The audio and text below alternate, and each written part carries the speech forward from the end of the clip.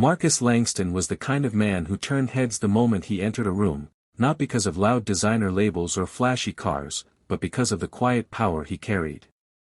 At 35, he was the founder and CEO of a billion-dollar tech empire built from nothing but code, grit, and sleepless nights.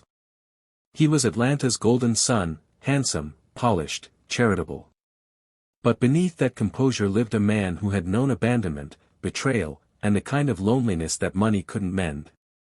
And now, he was getting married. The engagement party was hosted at a private rooftop lounge, 6 stories above the Langston Innovations headquarters. String lights glimmered like stars, wrapping around polished marble columns. Jazz flowed softly beneath the buzz of conversations. The guest list was short but exclusive: tech elites, politicians, and celebrities dressed to impress. Everyone wanted a glimpse of the woman who had captured Atlanta's most eligible bachelor. Celeste Monroe was dazzling in a deep emerald gown that hugged every curve. She wore diamonds the size of tears and a smile that rarely reached her eyes. Her presence was magnetic, graceful yet deliberate. She was the image of everything a powerful man like Marcus should have on his arm. Evelyn Parker watched her from the corner of the room. She stood with the rest of the waitstaff, blending into the background in her black uniform and apron, but her eyes never left Celeste. Evelyn wasn't just an employee, she was family. She'd raised Marcus after his mother passed away when he was only 12. She'd kept the house running, cooked his meals, helped him with school applications, wiped his tears quietly behind closed doors. She wasn't just a maid. She was the only mother figure he'd ever known. And something about Celeste didn't sit right with her. It wasn't just the way Celeste ignored the staff, or how she watched Marcus like a prize she'd earned. It was the way her smile would vanish the moment his back was turned, replaced with a hollow stillness. Evelyn had seen women like her before. They didn't love, they consumed. When the speeches were over and guests moved toward the bar, Evelyn took a deep breath and stepped out from the shadow of the service door. "Baby, can we talk?" Marcus blinked, surprised. He smiled and hugged her. "Miss Evelyn, you snuck in a hug without announcing yourself. You busy saving the world tonight?" she asked with a raised brow. He chuckled. "Just getting engaged. No big deal." Evelyn looked into his eyes, the same brown eyes she'd once wiped tears from when he failed his first math test. Her voice lowered. "Marcus, she's not who she says she is." The smile dropped from his face. "What are you talking about? I've seen her kind before. They were pearls and lies just the same." Marcus shifted uncomfortably. "You don't know her." "I know enough. Watch her. Please." For a long second, they stood in silence, Evelyn, with worry etched deep into her skin, and Marcus, who now felt something tight and uncomfortable twist in his gut. But pride overruled. "You're being protective." "But you're wrong," he said, forcing a smile. "Celeste loves me." Evelyn didn't argue. She simply said, "Just be careful. The past has a way of showing up when we least expect it." And then she turned and disappeared into the back kitchen, the sound of clinking glasses swallowing her presence. Later that night, Marcus lay in bed beside Celeste, staring at the ceiling. She slept peacefully, one hand draped over his chest like ownership. Her engagement ring sparkled in the dim light. Evelyn's words echoed in his mind. "Not who she says she is." He shook the thought. Evelyn had always been cautious. Maybe too cautious. Maybe even a little jealous. She'd never approved of anyone he dated. But Celeste had helped him relax, made him laugh again. She was charming, smart, elegant. There was no way she was pretending. Right? A week later. Celeste had taken over the wedding planning like a general preparing for war.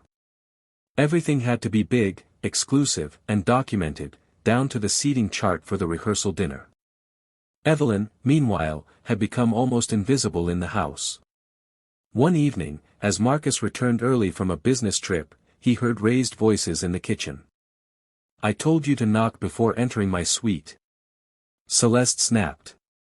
"I was just bringing fresh towels, ma'am." Marcus stepped into the doorway. "What's going on?" Celeste spun around, her voice instantly soft. "Your housekeeper barged in again while I was dressing." "I didn't know she was inside, sir," Evelyn said, her eyes locked on him. "It's fine," Marcus muttered. "Let's not make a big deal." Celeste's eyes narrowed as she brushed past Evelyn, muttering under her breath. Evelyn stood still, silent. As Marcus sat alone in his office that night, scrolling through wedding expenses, a text popped up on his screen. $12,000, wire transfer, Celeste Monroe, private ACCT. He blinked. That wasn't an approved expense. And it was sent on a date when Celeste claimed she was at a bridal fitting. A sick feeling twisted in his stomach. He opened another tab, pulled security footage from that day. Nothing. The hallway camera was turned off, manually. It was the first time he didn't have an answer. He stared at Evelyn's old warning in his mind. She's not who she says she is. Suddenly, this wasn't just overprotective advice from a mother figure. It was a lifeline he might have just ignored. Have you ever ignored someone's warning, because it came from someone you underestimated? Because they didn't wear a suit or speak with polish? What if the one person who saw the truth was the one you pushed away? Before you ignore the quiet voices in your life, ask yourself. What if they're not jealous? What if they just love you enough to tell the truth? Back to story. The next morning, Evelyn had packed a small bag. "I think it's best I step away for a while," she said without bitterness. Marcus stood silently at the foot of the staircase. "I didn't ask you to leave." "You didn't have to," she replied, looking him in the eyes. "But I'm leaving you something." She reached into her bag and pulled out a worn, leather-bound journal. His mother's journal. She wrote this in her final years. "You were too young." But she wanted you to know who stood beside her. And who didn't. Marcus hesitated before taking it. As Evelyn turned to leave, she paused. "Don't wait until the storm comes before you start building shelter." That night, Marcus flipped open the journal. On the inside cover, a faded picture. His mother, smiling, arms around a younger Evelyn and a little Marcus in the middle. Safe. Happy. Below it, a line written in his mother's handwriting. "The people who speak the softest often carry the heaviest truths." He sat in silence, the party lights from a week ago now a distant memory. And for the first time since the engagement, he didn't feel sure anymore. It had been 9 days since Evelyn left. The house was quieter, colder, though nothing had changed in its interior design. Everything gleamed, everything worked. But something had gone out of it, like breath held too long. Marcus noticed it the most in the mornings. No faint gospel humming from the kitchen. No faint cinnamon smell from Miss Evelyn's breakfast muffins. Just Celeste's soft jazz playing from her phone, and a kind of silence that seemed too intentional. Evelyn was gone, but not really. Her absence lingered louder than her presence ever did. And Marcus felt it. He felt it in the way Celeste floated through the house now, too confidently, too in control. He felt it in her answers, too perfectly polished. She was beautiful, smart, articulate, but something no longer felt real. The more he tried to ignore the creeping thoughts, the louder they became. And the journal sat on his desk, unopened for days, like it was waiting for him to build the courage. It started with an alert. Marcus wasn't even actively looking when it happened.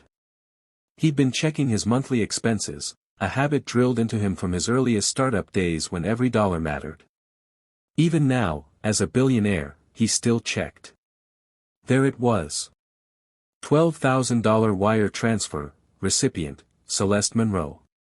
Date, last Wednesday. Description, private consulting, event logistics. Vendor, blank. Location, unlisted. Marcus frowned. That was the same day Celeste had told him she was meeting her cousin for a gown fitting at a boutique in Buckhead. He checked the credit card statement. No charges from the boutique. No gas charges. No rideshare logs either. Nothing. The only proof of her whereabouts was her word. Marcus rubbed the back of his neck, that old tension crawling up like it did before big investor meetings. He pulled up the camera feeds from the home's smart system. He fast-forwarded through the hallway cams. That was when he noticed. Camera 3, manually disabled. Lasted 4 hours. The only person who knew the system intimately aside from him. Celeste. She'd asked to learn it a month ago. For safety, she'd said. Marcus stared at the screen, his chest tightening. He closed the app, stood, and walked to the window. What if Evelyn had been right? He hadn't thought of his mother's final days in years. Grief had taught him to survive by burying pain. But the older he got, the more those memories started to unearth themselves, one small crack at a time. He remembered being 10 years old, hearing his mother crying in the bathroom with the water running to hide the sound.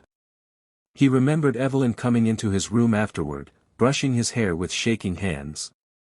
Some people don't know how to love right, she had said quietly. But that doesn't mean you stop being who you are. At the time, he thought she was just comforting him. Now he wondered if she was talking to herself too. He walked over to the journal and opened it. Journal entry, 2003. Evelyn saw him again. Marcus's father.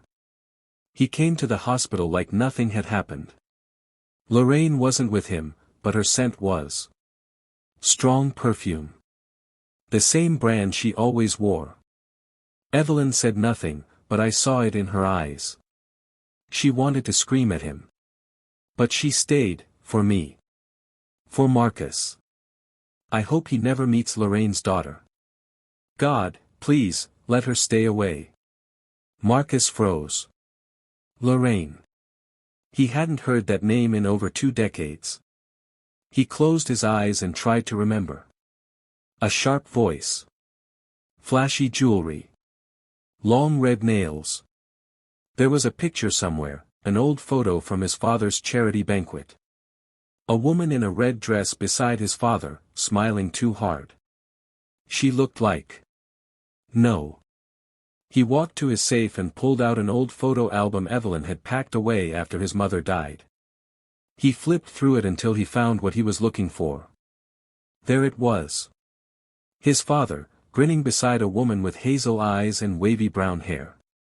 Lorraine Monroe. And the resemblance to Celeste was unmistakable. Marcus didn't sleep. Celeste lay beside him, curled like a cat, peaceful. He watched her chest rise and fall. The woman he had proposed to. The woman he planned to spend the rest of his life with. The woman whose mother had nearly destroyed his family. And now her daughter, his fiancée, was in his bed. He sat up slowly and walked out of the room. He pulled out his phone. Nathan, he whispered. I need you to run a deep background on Celeste Monroe. Don't tell anyone. I need everything you can find. Evelyn Parker lived in a modest 2-bedroom apartment off Cascade Road, lined with faded wallpaper and the scent of lavender that had clung to her for decades. She wasn't resting either. She sat with a photo in her hand, a picture of Marcus at 12, with her and his mother in the background, laughing. Her heart ached. She hadn't wanted to leave. But she'd seen the warning signs, Celeste's disdain for staff, her charm that felt rehearsed, the little lies that Marcus chose not to see. She had warned him, and it had broken her heart to be ignored. Still, she knew Marcus. Sooner or later, he'd come to her. She only prayed it wouldn't be too late. The knock came at noon the next day. When she opened the door, she found him, tired, dark circles under his eyes, and holding the journal. I need to talk, he said. She opened the door wider. They sat in her small living room. Gospel music hummed softly from a radio in the kitchen. The walls were filled with framed photographs of Marcus, his mother, and even a few of Evelyn from years gone by. Marcus finally spoke. "I read it. The entry about Lorraine. Is it true?" Evelyn nodded. "Your father met her at one of his business galas. She knew he was married. Didn't care. She taunted your mama with letters. Sometimes photos. That woman had no soul."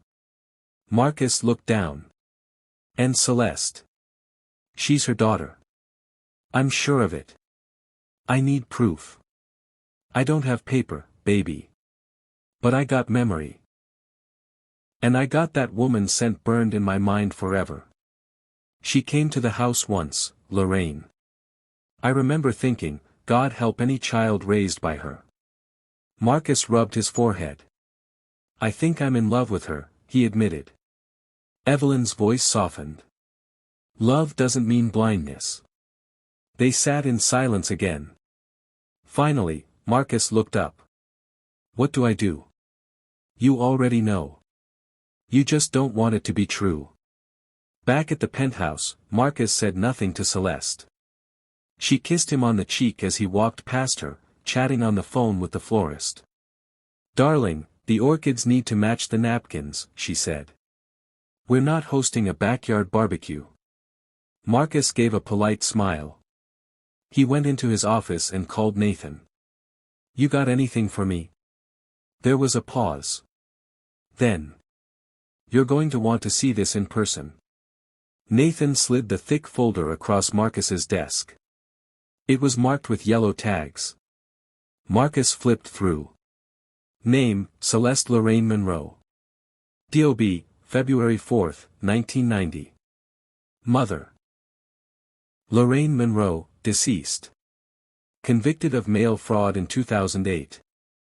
Aliases used, Celeste L. Ray, Celeste Laurent. Employment history, inconsistent. Several gaps. One known involvement with a wealthy investor in Miami who filed a theft charge, later dropped. Marcus's hands trembled. "What was dropped?" he asked. Nathan cleared his throat. "The guy said she stole nearly $150,000 over 2 years. But she claimed it was a gift. He didn't want the scandal. Dropped it quietly." Marcus stared at the page. "She's done this before."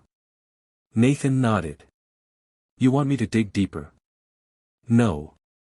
This is enough." That night, Celeste returned from her dress fitting, humming. She poured wine, kicked off her heels, and danced barefoot into the living room. "You're quiet, love," she said. Marcus stood by the window, holding the folder behind his back. "I'm just tired," he said. She walked up, placed her hand on his chest. "You work too hard. After we're married, I'm putting you on mandatory spa days." He smiled, hollowly. "Sounds nice." She leaned in, kissed him. And as she walked away, Marcus whispered to himself. "Now I know who you are." He didn't sleep that night. Not because he was afraid of her. But because he was afraid of what he'd do next. It was just after 5 a.m. when Marcus Langston opened his eyes to silence. The kind of silence that didn't feel peaceful, no, this was something heavier. Suspicious. Like a breath held too long. Celeste was still asleep, one arm sprawled across his chest. She had a faint smile on her face, lost in some dream. He studied her for a moment. Not with adoration like before, but with curiosity and caution. He eased her arm off gently and slid out of bed. He moved through the house barefoot, the cold tiles grounding him. He stopped in his home office, sat at the desk, and stared at the folder Nathan had delivered 2 days ago. The truth sat in front of him. Names. Dates. Transactions. Forged documents. Photographs. Celeste Lorraine Monroe. Daughter of Lorraine Monroe. The same woman who had haunted his mother in her final days. The woman who broke up his parents' marriage. The woman who mocked Vanessa Langston with letters full of cruelty and pictures Marcus, as a boy, had never been allowed to see. And now, her daughter had come back to finish the job. He ran his hand over his face. Every instinct in him wanted to confront her, to rip the curtain down and expose her for who she was. But Evelyn's words still echoed in his ears. Don't rush the truth. Let it land where it needs to. Make sure it sticks. He'd waited too long already. He had to be smart. Later that morning, Marcus greeted Celeste in the kitchen with fresh espresso and a warm smile. She looked radiant, hair pinned back in a loose bun, robe cinched tightly around her waist. "You're up early," she said, surprised. "Couldn't sleep. Thinking about the wedding." She smiled and leaned in for a kiss. "Excited?" "Very." "Good," she said. "Because everything's set.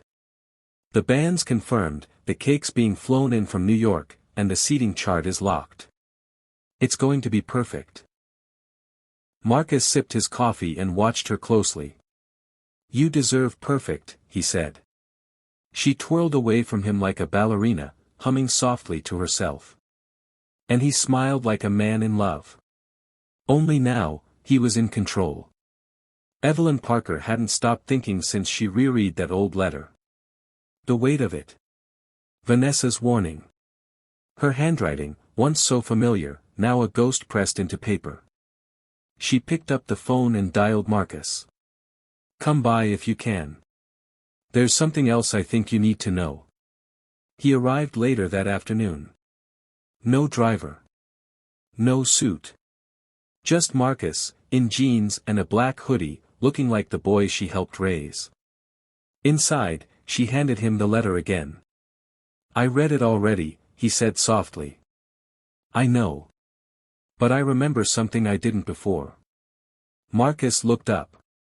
Evelyn sat down across from him, folding her hands in her lap. "Your mama, the last time she saw Lorraine was 3 days before she died. Lorraine showed up to the house uninvited. Said she came to talk, but it was really to show off. She had her little girl with her." Marcus blinked. "Celeste. She must have been about 10. Same eyes. Same necklace she still wears now, that little gold pendant with the heart and dagger. I remember it because your mama gripped the edge of the chair so hard I thought her fingers would bleed." Marcus's throat went dry. "She told Lorraine to get out," Evelyn continued. "And Lorraine just laughed and said, 'You think I broke your home? Watch what my daughter does to your son someday.'" Silence fell. The room seemed smaller, like the truth had sucked the oxygen from it. "She planned this," Marcus whispered. Evelyn nodded. She raised her child with vengeance in her mouth. "And now, here she is, taking everything your mama built." Marcus leaned back in the chair, the ceiling suddenly unfamiliar. He had loved her. Or, at least, the version of her she allowed him to see. And now he had to destroy her. That night, Marcus invited Celeste to dinner at a rooftop restaurant he'd bought into during his second year of entrepreneurship. It had the best view of Atlanta's skyline, and he reserved it for the two of them alone. Candles flickered in glass cylinders. Jazz spilled from hidden speakers. The city buzzed below them, unaware of the storm brewing above. Celeste wore a gold slip dress and a smile that could disarm a priest. "This feels like a proposal all over again," she said as she sat. Marcus poured the wine himself. "Just wanted a moment with you, no planners, no photographers, no chaos. Just us." They toasted. To love. To the future. To illusions. They ate sea bass with lemon beurre blanc. She talked about their wedding favors, tiny sculpted doves in boxes imported from Italy. He listened. Nodded. Smiled. Then he pulled a small black box from his pocket and handed it to her. Her eyes widened. She opened it. Inside was a small USB drive. "What's this?" she asked. "Just a surprise." She hesitated. "Is it a playlist?" "Something like that." She plugged it into her phone. The screen lit up, confidential, Cayman shell transactions. She tapped the first file. Audio played. A clipped male voice. Wire received. Final routing complete, $160,000 transferred through Shell account tied to Celeste Monroe. Source, Langston Holdings. Celeste's face fell. Slowly. Like a mask cracking down the middle. "Where did you get this?" she whispered. "Does it matter?" Marcus said calmly. "You told me you didn't even know what a Shell account was." "That's funny. You've been running one for 6 months. Celeste reached across the table, her voice suddenly shaking. "Marcus, wait, this isn't what it looks like." "Oh, I think it is." He stood. "I'm not here to fight tonight. I'm here to give you 24 hours. For what? To come clean. Publicly. Or I will." Her voice turned sharp. "You wouldn't do that. Not now. Not with everything so public. You'd ruin your name too." He leaned in close. "You'd be surprised how quickly I can recover from a storm. I've done it before. But you?" He straightened. "You built your whole house on borrowed lies." Then he turned and walked away. She didn't follow. That night, Celeste locked herself in the penthouse bathroom. She tore the necklace from her neck and threw it across the marble tile. The little heart and dagger bounced once before skidding to a stop against the bathtub. She paced. He knew. Everything her mother warned her about: don't get sloppy. Don't fall in love. Don't get too close. She had failed. And worst of all, a part of her had actually started to want the life they were building. The dinners. The mornings. The way Marcus smiled when she talked about children. That part of her, the weak, romantic part, had betrayed the mission. And now everything was burning. The next day, Evelyn walked through the doors of Langston Estate for the first time in over 2 weeks. She carried nothing but her purse and her presence. The staff greeted her like royalty. She smiled, nodded, and made her way to the garden, where Marcus was seated alone. He looked up and stood. "I don't know how to thank you," he said. "You don't have to." He offered her the seat beside him. "She hasn't said a word," he murmured. "She didn't leave. Didn't pack. Just disappeared into the other wing." Evelyn looked out at the blooming magnolias. "She's waiting for the moment to twist this. She'll try to spin it. Cry. Beg. Or worse, drag you through the mud. I know. Are you ready for that?" "I think I am." Evelyn turned to him. "Then do it. And let it end." That night, Marcus stood alone in his study. He stared at the engagement ring in its velvet box. Tomorrow was supposed to be the rehearsal dinner. The final step before he gave his name, his legacy, his trust, over to someone raised to hate everything he stood for. But now, the decision was made. He walked to the fireplace, opened the gas valve, and tossed the box into the flames. The diamond ring flashed once, caught the light, then vanished into fire. And outside, as the city slept, a storm rolled in over Atlanta. The real ceremony was yet to come. The ballroom shimmered like a dream, a golden vision meant for royalty. Crystal chandeliers floated above 100 guests dressed in silk, tuxedos, and perfectly curated smiles. The walls pulsed with soft amber lighting, making the space glow like a cathedral. On each of the 16 round tables sat ivory floral arrangements so tall they almost grazed the lighting fixtures. A jazz quartet played in the corner, subtle and smooth, letting conversation take center stage. Laughter rose, champagne flowed, and every plate was served with precision. The Langston Monroe rehearsal dinner had officially begun. At the head table, Celeste sat radiant, wrapped in a pearl-white satin gown with a low back and glittering straps. Her smile was perfection, the practiced, effortless kind, as if happiness had always been her inheritance. She lifted her glass and toasted effortlessly to family, to love, to destiny. Marcus sat beside her, his face unreadable. A week ago, he would have held her hand under the table. A week ago, he might have whispered a joke in her ear, made her laugh just to hear it. But tonight, he was cold steel. He wasn't here to be in love anymore. He was here to tell the truth. Evelyn stood near the ballroom doors, dressed simply in black with a pearl pin at her collar. She had resisted coming. Marcus insisted. "Please," he'd said. "You were there at the start of it all. I want you there when it ends." And so she came. She watched the room carefully, the artificial laughter, the empty flattery. This wasn't her world. It never had been. But she'd watched Marcus grow into this world with his own hands. She had watched him rise from grief, from silence, from loss. She knew him better than most. And she knew what was about to happen. Celeste was laughing too loudly. Too polished. Her eyes darted to Marcus, uncertain. Evelyn's fingers curled around the small silver clutch she held. Inside it, the letter from Vanessa. Just in case anyone ever doubted the truth.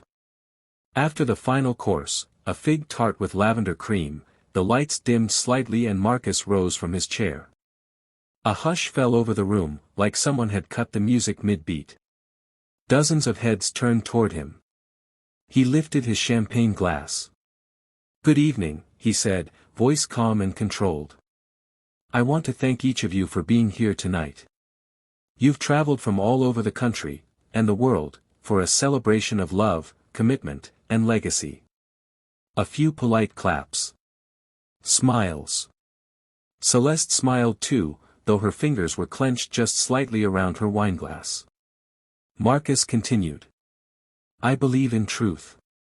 I believe that the strongest relationships are forged in honesty, not illusion." People glanced at each other. A murmur stirred. "And for a long time, I believed I had found something true with the woman beside me. I believed her love was real. That our future was rooted in the same soil." He looked down for a moment, then slowly up at Celeste. "But sometimes, we water flowers that are fake. We build dreams on borrowed lies." Celeste's smile vanished. The room froze. Marcus took a breath. Then. "Celeste Monroe is not who she says she is." Gasps. "She is the daughter of Lorraine Monroe, the woman who nearly destroyed my mother. A woman who spent years tormenting my family. But Celeste didn't come to me by accident. She came with a plan. Under false identities. With forged credentials. She has embezzled over $160,000 from my company. She used shell accounts, layered transactions, and carefully concealed movements, all while preparing for our wedding. No music. No forks clinking. Just pure silence." A few reporters in the crowd already had phones in their laps. Celeste stood, her face flushed. "That's a lie," she said, her voice trembling, but not from tears. From rage. "You're trying to ruin me." Marcus didn't blink. "I don't need to ruin you. The truth already has." Celeste stepped out from behind the table, heels clicking against the marble floor like gunshots. "You think you're clean, Marcus," she snapped. "You think just because you built an empire, you're not standing on top of other people's bones?" Marcus's brow furrowed, but he said nothing. "My mother didn't seduce your father," she growled. "He chased her. Promised her love. Promised her safety.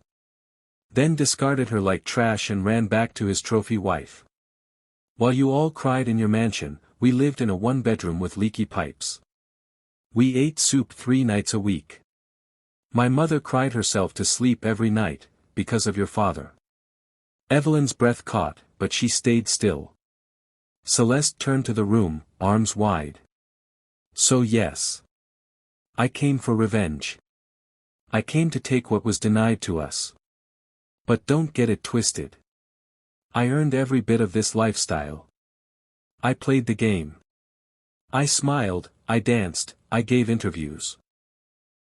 I sat beside this man and made him feel loved. She turned sharply toward Marcus. And you did love me. Maybe not all of me. But enough. Don't act like you didn't. Marcus's jaw tensed.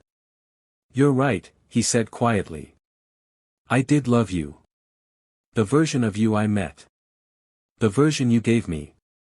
But you weren't honest. And you weren't safe. Safe? She barked a laugh. You want safe? Then go marry your brand consultant. Or one of those fake socialites from Buckhead who just want their name on a foundation wall. She took a step forward. But don't pretend this was all me. You loved the image, Marcus. The idea. You loved the way we looked in photographs. The story we told. Not who I was. He didn't deny it. I loved who I thought you were. But I can't build forever on a foundation that shakes the second someone looks too close. Two large security men in plain black suits approached discreetly. Celeste saw them and lifted her hands. No need. I'm leaving. She turned to the guests. Enjoy your perfect little wedding, with no bride. Then she walked away, slowly, heels echoing, like a queen retreating from a burning palace. When she reached the doors, she paused. And then she looked straight at Evelyn. I bet you're real proud of yourself. Evelyn didn't blink. I'm proud of the truth. Celeste's lips tightened. Then she disappeared into the hallway, and the ballroom doors shut behind her. The silence after truth. There was no applause. No music returned. People stood awkwardly. A few journalists were already texting, their eyes gleaming with scandal. Marcus stood at the center of it all, still holding his glass. He took one last sip. Set it down. Then walked straight toward Evelyn. As he reached her, he let out a breath he didn't know he'd been holding. Is this what closure feels like? He asked quietly. No, she said. That comes later. He nodded. They walked out together, past the murmurs, past the whispers, past the pain. Back at the estate, Marcus stood in the living room staring at the fireplace. The flames danced gently, licking the logs with soft crackling. The engagement ring sat on the mantel. The same one he'd picked out after pacing for hours. The one she had worn on so many red carpets. He picked it up. Turned it in his fingers. It looked smaller now. Less magical. Evelyn walked in behind him, holding a mug of chamomile tea. Couldn't sleep, she asked. He shook his head. I feel like I'm watching someone else's life crash in slow motion. She placed the tea on the side table. You know what I see, she said. A man who listened. A man who finally heard what was being whispered. He gave a sad smile. I wish I'd heard it sooner. You heard it when it mattered. They sat down in silence. Then, after a moment, Marcus looked over. Did my mom really think this would happen someday? Evelyn reached into her purse and handed him the old letter again. He unfolded it slowly, reading Vanessa's handwriting for what felt like the 100th time. If Marcus ever finds love that burns too bright, I pray he has the wisdom to walk away before it consumes him. He folded it and held it close. And for the first time since he proposed, he felt at peace. The next morning, sunlight poured into the Langston estate. Evelyn made breakfast, just eggs and toast, but it filled the house with warmth. Marcus came downstairs barefoot, unshaven, in sweatpants. You look human again, she teased. He grinned. I feel it. They ate quietly. Finally, he said, I think I need to leave Atlanta for a bit. Maybe go off-grid. Somewhere I can't be recognized. Evelyn nodded. Go. But don't disappear. Just heal. He looked at her. Come with me. She laughed. Lord, no. I've had enough drama to last 10 years. He smiled. Fair. He stood, kissed her forehead. Thank you, he whispered. For what? For never leaving. Evelyn touched his cheek gently. You never needed saving, Marcus. Just remembering. And as he walked out the door that day, with no ring, no bride, and no scandal dragging behind him, he realized something powerful. He hadn't lost anything. He'd finally let go of everything that wasn't love. The Langston estate was too quiet now. Not like before, when silence meant tension. This was different. It was the silence after a storm. Where the floors still gleamed, but the air carried that faint scent of rain and endings. The wedding decorations had long been removed. The ring was gone. The staff had returned to part-time duties. The press had moved on. But Evelyn remained. So did Marcus. For now. Marcus woke before the sun. He hadn't set an alarm in days. His body seemed to rise with the light now, like it needed permission to keep going.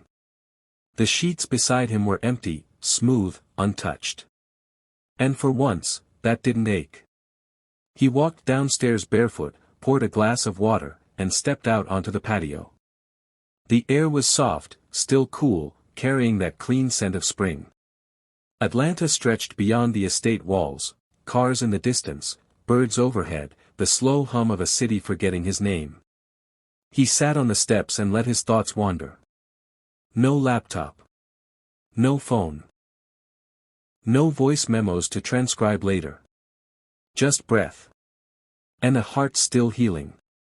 Inside, Evelyn stirred. She had moved back in, but refused the guest suite. Too stuffy, she told him. Put me near the kitchen where I belong. She didn't go back to housekeeping either. She didn't have to. But she still cooked, still watered the plants. She moved through the house like a familiar breeze, soft, necessary, full of memory.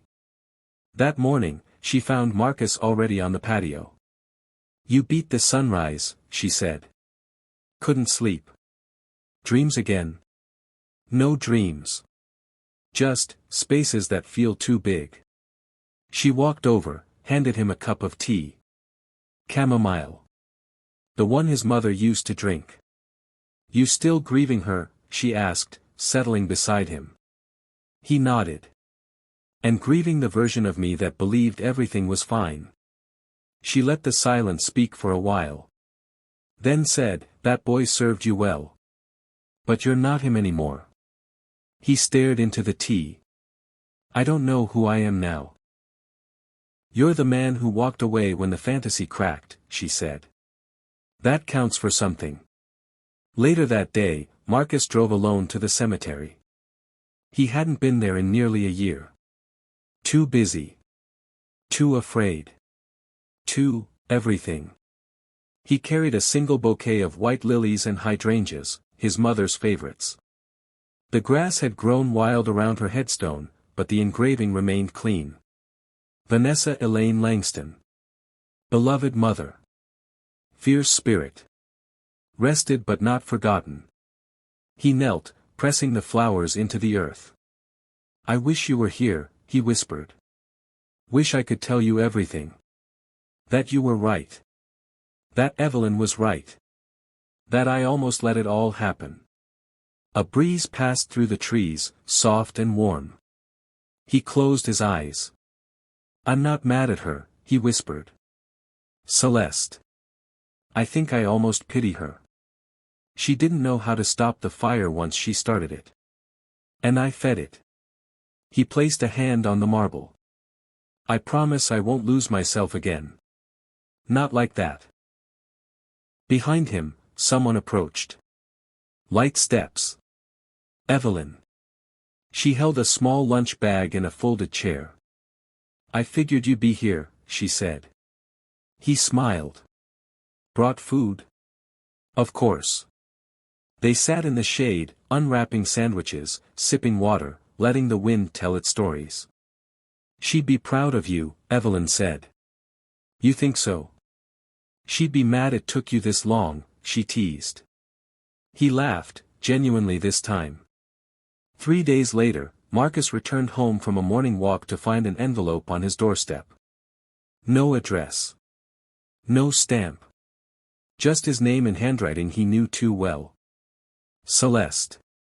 He stood frozen for a moment, then opened it slowly. Inside, a single-page letter. Marcus.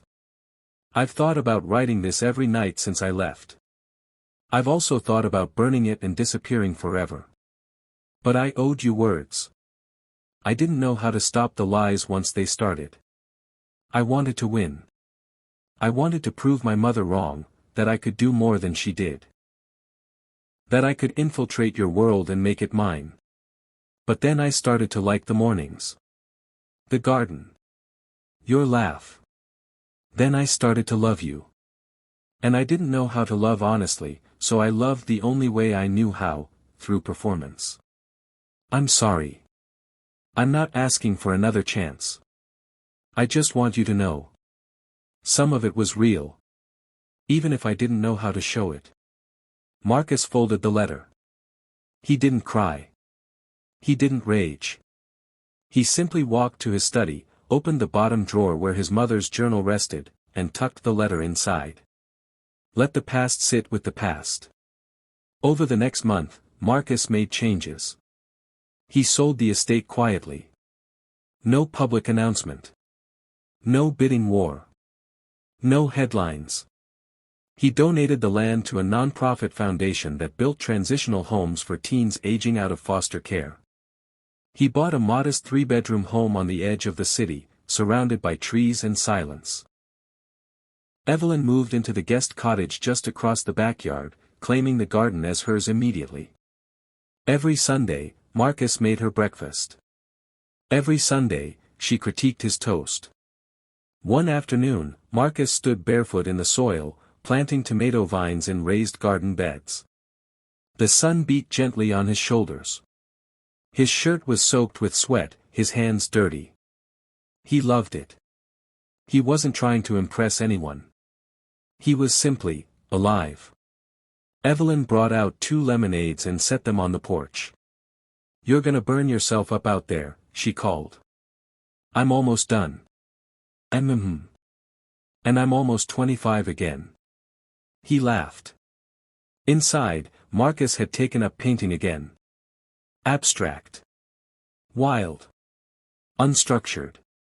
He hung one above the fireplace. Evelyn walked in one day, stared at it for a long while. What's this one called? She asked.